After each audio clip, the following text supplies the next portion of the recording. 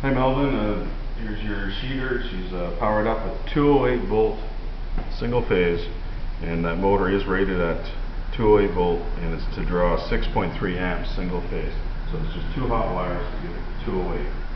So you want to have that checked to make sure that you have 208 and not way above it or way below it.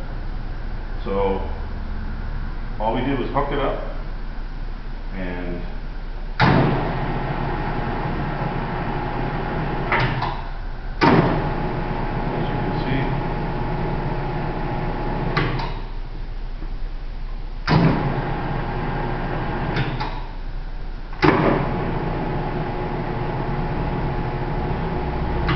running correctly at this time.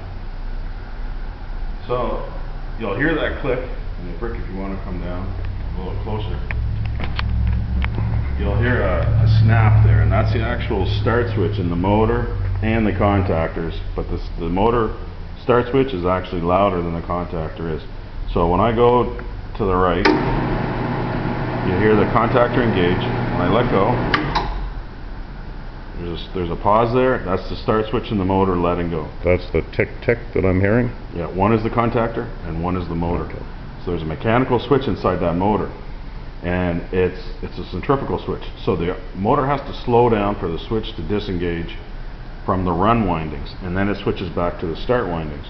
So when I go one direction, I have to stop, and then I go to the other direction. So I stop, go to the other direction.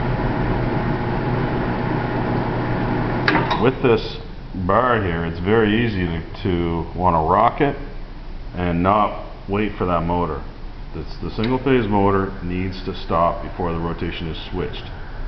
If it was a three-phase motor, it would be a little more forgiving, and if you did switch it too quick, it would just continue to go in the original direction, and it wouldn't care that you've switched power on the winding, and it wouldn't harm the motor. With the single phase motor, when you chatter it, you do harm it. There's a contactor in here, which I replaced, and this contactor, it controls your rotation, and it's electrically and mechanically interlocked or laced with each other so that it can't pull in at the same time.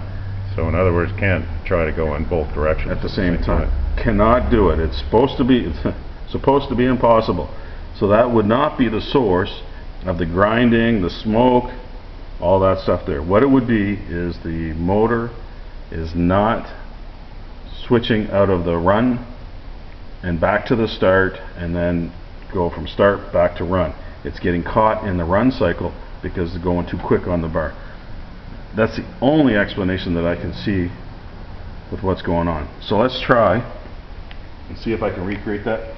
I don't want to blow up the motor, but we'll just see.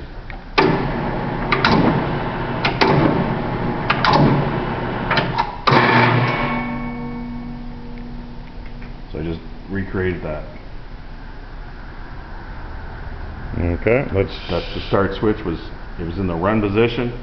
I told it to switch, and the motor, when it's in the run position, can't start when it's in the run. The RPM is low because there's a gear reduction on it, and so when it's in the run position, and then I just told it, no, I want to switch rotation, and so it tries to start.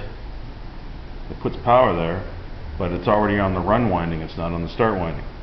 And if you went and you skipped, like let's say the start switch got stuck in on a motor, you put power to it, that's what it would do. It's in the run. It needs a high voltage, high, to start it.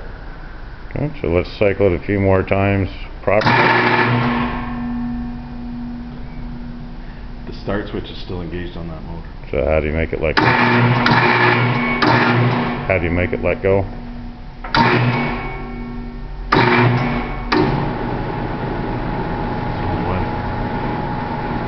That motor was still in the run position.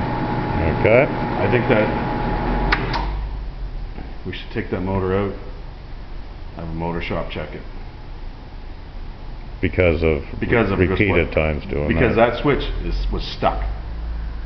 When we cause that issue, we create all kinds of other issues. Like I said, don't like to do it.